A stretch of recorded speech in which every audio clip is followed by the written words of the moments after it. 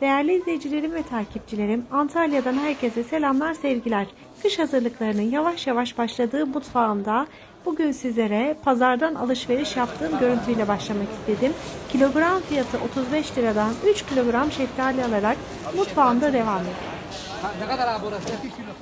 Şeftaliyi bol suda güzelce yıkadıktan sonra şöyle özellikle sert şeftalilerden seçmenizi istiyorum. Çünkü sert şeftalilerle hazırlayacağımız tarif çok daha güzel oluyor. Her yıl aynı yöntemi kullanarak şeftalilerimi saklıyorum. Dilerseniz kompost olarak, dilerseniz de meyve suyu olarak tüketebilirsiniz. Kabuklarını soyarak devam edelim. Bu tarifte kabuklarını da değerlendireceğiz. Videoların ortasında size nasıl değerlendirdiğimi göstereceğim. Ayrıntıları kaçırmamak için videonun sonuna kadar izlemeyi lütfen unutmayınız. Şeftali seçerken ikinci bir başka önemli konu da çekirdeğinden tam ayrılıyor olması. Bakın bu şekilde kolay bir şekilde şeftalinin çekirdeğinden ayrılıyor olması gerekiyor.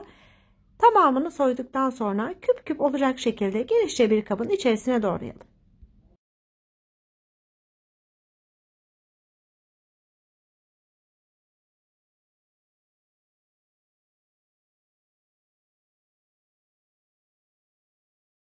Sizlerle ilk defa bu videoyla karşılaşıyorsak ben Emel, videolarımı, tariflerimi size Antalya'dan hazırlıyorum. Hepimizin evinde olan malzemelerle fikirler vermeye çalışıyorum. Şimdi bakın şöyle doğramaya devam ederken hemen atlamak istemedim. Küçük bir tencerenin içerisine şeftalinin kabuklarını alalım. Biraz sonra devam edeceğiz kabukları hazırlamaya. Şimdi yarım litrelik cam kavanozların içerisine şeftalileri dolduruyorum. Hepimizin evinde olan malzemelerle fikirler, tarifler vermeye çalışıyorum. Mucit Anne olarak beni tüm sosyal medya platformlarından takip etmeniz mümkün.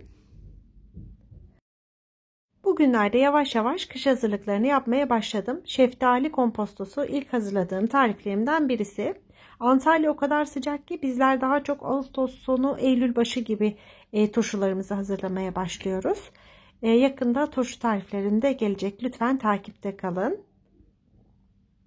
Yarım litrelik kavanozları hazırlamak çok daha kolay oluyor. Kavanozun birisini açtığınız zaman hemen tüketebilirsiniz.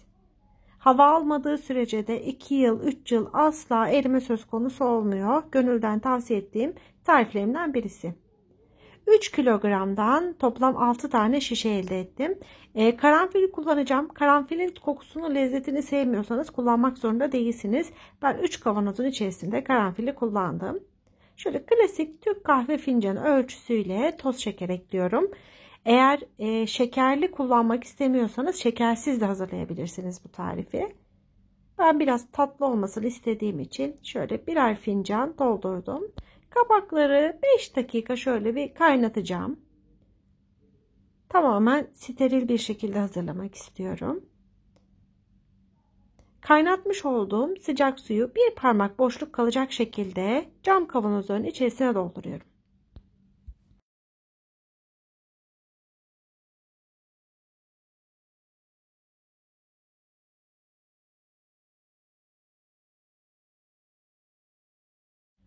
Kapakları da kaynatıp kuruladım. 3 geri 1 ileri yaparak sıkıca kapatıyorum. Sıcak su doldurduğumuz için kavanoz hemen ısınıyor. Lütfen böyle özellikle ilk kez deneyecek olan arkadaşlarım yanınızda bir mutfak bezi bulundurmayı ihmal etmeyin. Fırın tepsisinin içerisine kavanozları yerleştirdim. Bir parmak geçecek şekilde su ekliyorum. Bu şekilde vakum yaptırmak çok daha kolay oluyor. Tencerede kaynatmak zorunda kalmıyorsunuz.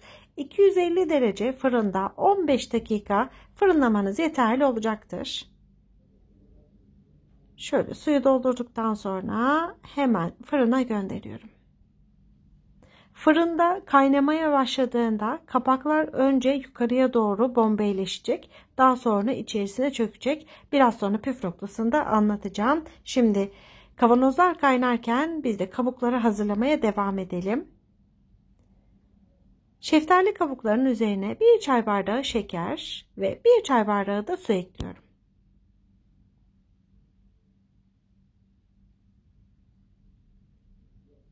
Kabukların yumuşaması için orta ateşte kontrollü bir şekilde kapağını kapatarak pişiriyorum. Şöyle mis gibi şeftali kokusu gelmeye başladı. Şeftali kabuklarının eridiğine, daha doğrusu yumuşadığına emin olduktan sonra ocağımızın altını kapatalım.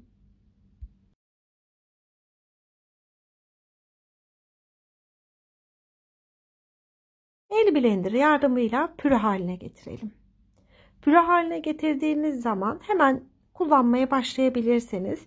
Kahvaltıda böyle ekmeğinizin üzerine sürebileceğiniz bir alternatif olmuş oluyor. Kabuklarını da bu şekilde değerlendirmiş oluyoruz. Bu şekilde tamamen pürüzsüz olsun. Bir taşım daha kaynatalım ve kabuklarla hazırladığımız püremiz hazır. Şöyle küçük 330 mililitrelik kavanozun içerisine hazırlamış olduğum püreyi koyacağım. Bu arada fırına koyduğum kavanozları da kontrol ediyorum. 15 dakika sonra fırınımı kapatacağım ve fırının içerisinde kalacak kavanozlar tamamen soğuyuncaya kadar. Ve bu şekilde kabuklarını değerlendirdiğim bir tarifim oldu. Çok da lezzetli oluyor. Yaptığınız zaman bana hak vereceksiniz.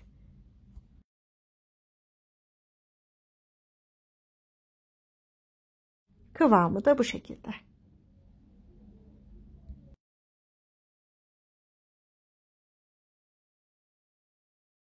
Videoyu bu aşamaya kadar izlediyseniz her birinize ayrı ayrı teşekkür ederim. Sizler beni nerelerden takip ediyorsunuz? Ben videomun başında belirttiğim gibi tariflerimi size Antalya'dan hazırlıyorum.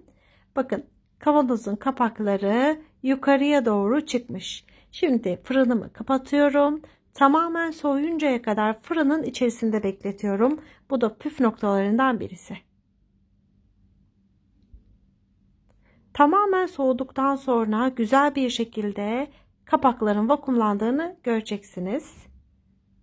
Hava almadığı sürece asla bozulma söz konusu olmayacak olan şeftali konservelerimiz hazırlanmış oldu.